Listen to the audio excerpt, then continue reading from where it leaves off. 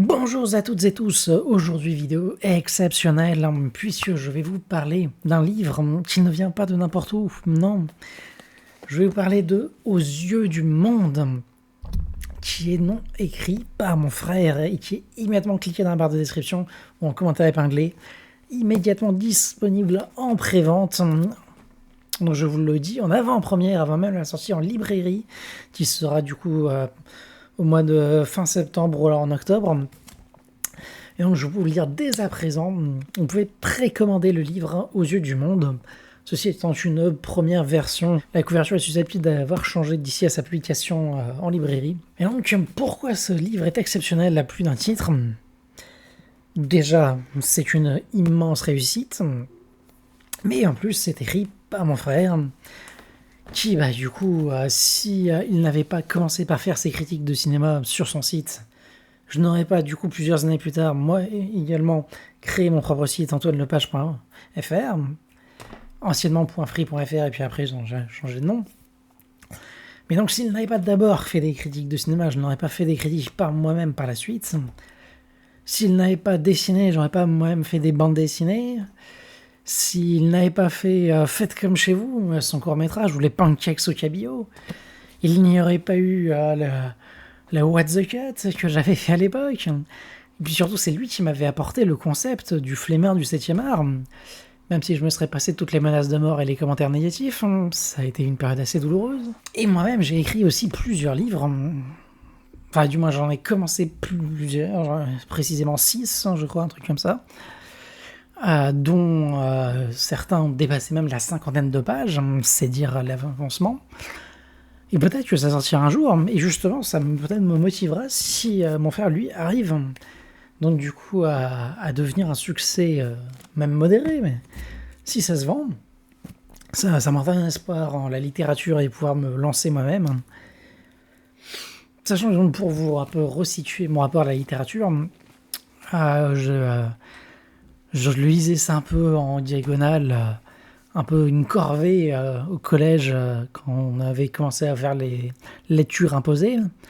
Et j'avais eu cette porte d'entrée que j'avais un peu revue une fois adulte, plusieurs dizaines d'années, enfin une dizaine d'années plus tard.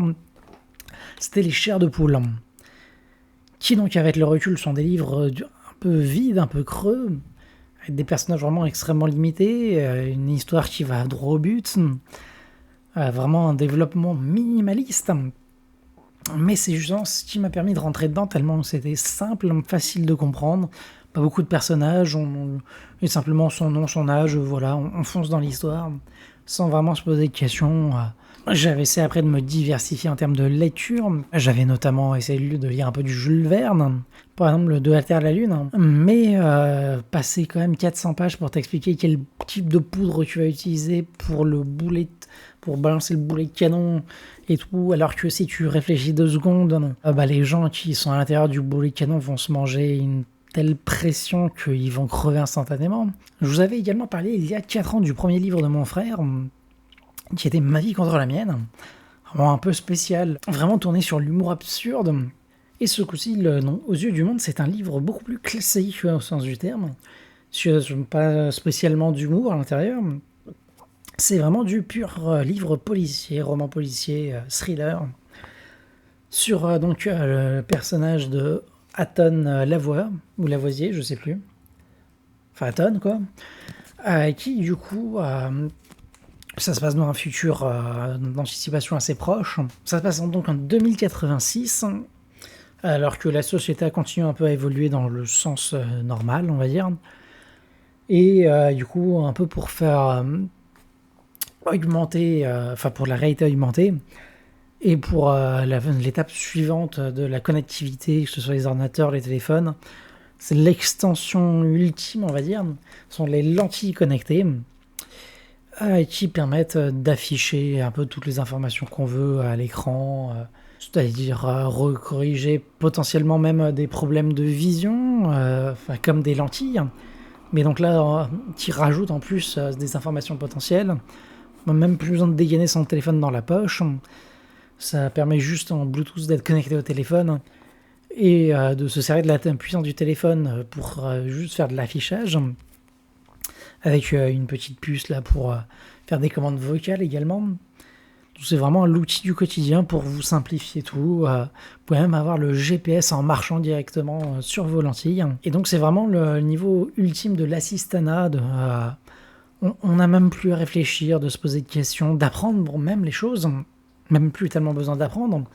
Parce que là, avec les lentilles et les connexions, ça peut vous faire de la traduction pour parler des langues étrangères. Même pas besoin de parler de langues étrangères.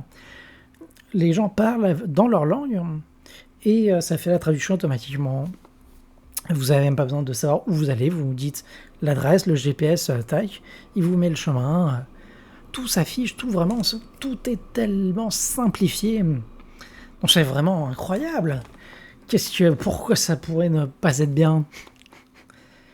Qu'est-ce qu'on pourrait faire, par exemple, de contrôle de masse avec des lentilles? Eh bien, ça va être tout le sujet du livre. C'est-à-dire cette vie de facilité, de simplicité, d'assistanat. Qu'est-ce qui se cache réellement derrière ça?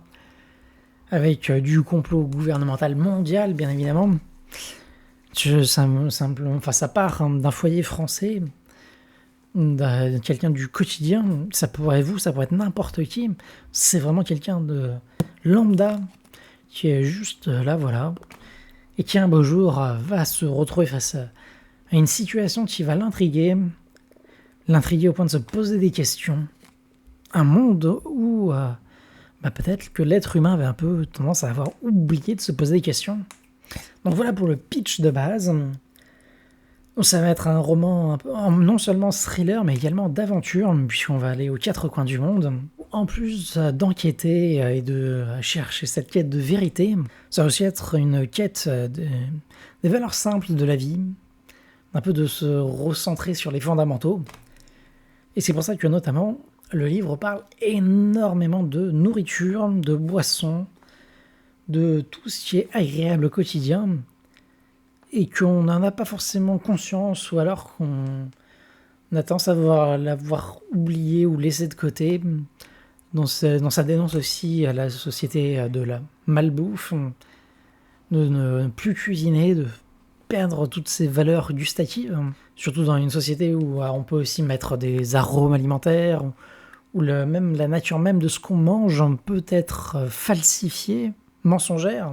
Dans un livre extrêmement riche, moult rebondissements, et du coup pour quelqu'un qui a un peu détesté tout ce qui est Flaubert, que j'ai eu beaucoup de mal avec Jules Verne notamment, et bien là on se retrouve beaucoup plus sur du Stephen King, en termes de... il se passe énormément de choses, beaucoup étalées et tout. Et donc là il y a vraiment une grande richesse, une générosité en termes de description, de un peu donner de la couleur à l'ensemble. Et puis je suis forcément quelqu'un qui attache énormément d'importance à la structure de l'ensemble. C'est-à-dire que, certes on dit qu'importe la destination, l'important c'est le voyage. J'aurais tendance à dire que le voyage c'est important, mais la destination c'est encore plus important. C'est-à-dire que c'est bien beau de créer tout ça, mais où ça va? C'est ça l'important. Eh bien je n'ai clairement pas été déçu. Doublement, parce que j'avais peur de... On a deux grandes possibilités qui peuvent arriver. À la fin, on va dire deux diamétralement opposés. Et c'est assez brillamment exécuté dans la façon dont ça traite les deux, sans vraiment traiter les deux, en tranchant bien évidemment. Mais ça utilise des ressorts extrêmement ingénieusement. Disons qu'il y a certains retournements que j'ai vu venir, mais d'autres qui m'ont totalement surpris et en bien, en très très bien. Et donc c'est pour ça que je vous le recommande très chaleureusement. Donc que ce soit pour les habitudes de la lecture qui bouffent roman sur roman, vous allez trouver qu'il y a un livre incroyablement percutant, avec une histoire très profonde, beaucoup de personnages intéressants. Et puis surtout, c'est vraiment un style extrêmement fluide, tout en étant d'une grande richesse et générosité. Et pour ceux qui ne sont pas forcément des habitués de la lecture, c'est vraiment un univers assez facile, il n'y a pas tant d'éléments que ça à comprendre. Et on rentre facilement dedans, les personnages viennent pas tous en même temps, c'est-à-dire que On se concentre d'abord sur le personnage d'Anton, et derrière, il lui arrive plein de péripéties, des personnages viennent, s'en vont, et voilà. Donc ça permet de construire cet univers, pas nous inondant d'emblée d'informations, mais les amenant progressivement, ce qui permet vraiment une lecture très agréable en tout du long. Et donc vous pouvez le commander dès maintenant en pré-vente dans la barre de description. Et voilà pour ce que j'avais à dire sur le roman, en espérant que ça va vous intéresser et que vous irez le commander. Ça, ne le faites pas pour moi, faites-le pour lui. Et ben je vous dis à bientôt, continuez de vous cultiver, de regarder des films, des séries, mais aussi lire, bien sûr. Et je vous dis donc à bientôt. C'était Extrême Nécessité.